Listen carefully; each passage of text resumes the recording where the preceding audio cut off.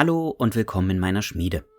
Heute wird es wieder Zeit für die Neuigkeiten von der Werkbank. Da kann ich gleich vorausschicken, ist diesen Monat nicht viel passiert, vor allem weil es zeitweise sehr warm war und ich zum einen keine Lust und zum anderen auch draußen im Garten einiges zu tun hatte. Ein bisschen ist trotzdem neben den Videos fertig geworden und das gibt es heute zu sehen. Wie ihr ja hier schon die ganze Zeit seht, machen imperiale Hellebardiere den Anfang. Die sind wie alle anderen Imperiumssoldaten nicht in der Uniform eines Kurfürstentums bemalt, sondern als Landsknechte. Die Playlist dazu habe ich in der Beschreibung verlinkt. Das sind die gleichen Modelle, die ich auch als Pikeniere habe und die hier waren die ersten, die ich ausgedruckt habe. Die hatte ich auch noch nicht vergrößert, wie ich das dann später mit den Pikenieren gemacht habe und so passten sie nicht zu den Speerträgern der 6. Edition. Aber frei nach dem Motto, haben ist besser als brauchen, wanderten die Jungs in den Berg der Möglichkeiten. Nach einiger Zeit fielen sie mir dann wieder in die Hände und ich dachte mir, die haben die richtige Größe und passen zu den alten Hellebardieren der 5. Edition. Also habe ich noch schnell ein paar Hellebarden ausgedruckt und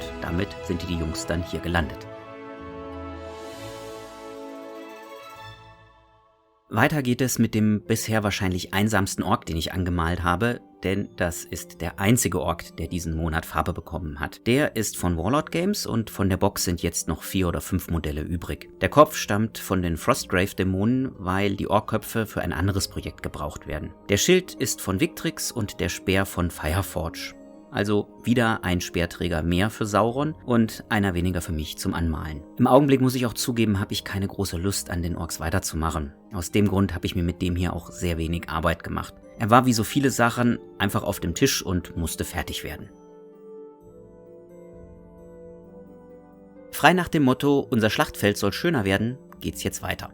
Ich habe ja bereits in der großen Tournee zu Lyonesse, das Video zu Balduin habe ich unten verlinkt, einige Zelte gezeigt. Aber ein paar mehr stehen noch in der Bemalschlange und warten auf Farbe. Dieses Ritterzelt von Northern Crusade kommt aus dem Drucker und ist vergrößert worden. Der Hintergrund ist, dass Northern Crusade 28 mm Real-Scale Modelle macht. Und deswegen würde das Zelt neben Warhammer-Modellen, die ja 28 mm Heroic Scale sind, ein bisschen klein wirken.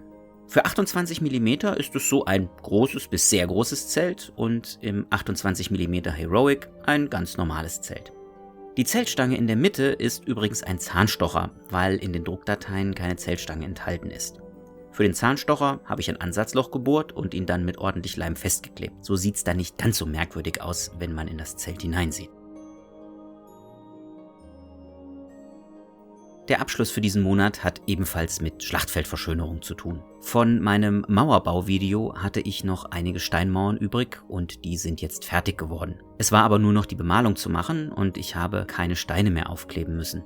Die Mauern wurden grundiert, mit Grau gebürstet und anschließend mit dem guten alten Nullenoil gewoscht. Und damit waren sie fertig. Ein bisschen Sand und Gras als Basegestaltung und die Mauern sind einsatzbereit. Das Schöne an so einfach gestalteten Geländestücken ist, dass sie sehr universell einsatzbar sind. Die Mauern gehen vom Frühmittelalter bis in die Neuzeit und auch für Fantasy-Settings sind sie gut geeignet. Deswegen muss ich sagen, dass ich viele Geländestücke von GW nicht besonders mag, denn die meisten sind so gestaltet, dass sie im Grunde nur in ein Warhammer-Setting passen. Seien das die überall anzutreffenden Totenköpfe bei Fantasy oder die extrem bizarre Statik dieser Gebäude und natürlich nicht zu vergessen die allgegenwärtigen Aquilars bei 40k.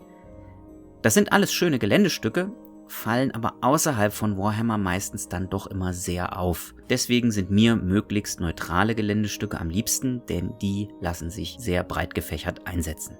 Damit sind wir auch am Ende des Werkbank-Videos angekommen. Wenn euch das Video gefallen hat, dann lasst mir einen Like oder Kommentar da, teilt das Video, abonniert den Kanal und läutet die Glocke. Eben alles, was ihr so von YouTube kennt und bis bald in meiner Schmiede.